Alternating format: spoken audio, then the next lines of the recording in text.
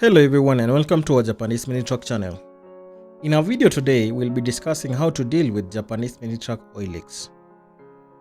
Japanese mini trucks are great vehicles that dominate the lightweight truck class. Their popularity has been surging over the years. These vehicles, which have their origin in Japan, are well engineered, something evidenced over the years that they have been in use. And today, we have some of the best that one would want from them. Their compact design and small engine size makes them the best economical truck for people looking to spend less on acquiring a vehicle and running it. This is because even when it comes to fuel, it consumes way less as compared to other vehicles such as the pickup trucks. However, like any other vehicle, there are some issues that the K-Truck experience. Besides mechanical issues, there are other things such as oil leaks.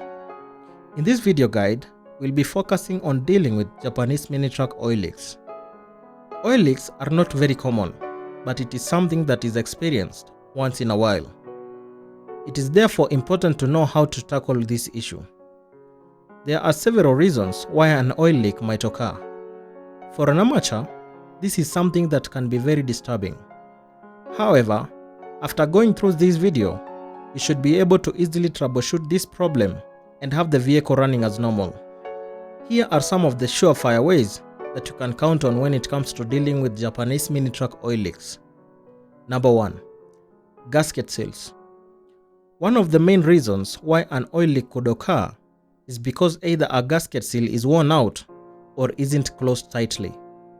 The gasket seals, usually made of high quality rubber materials, is responsible for bonding between two metallic surfaces.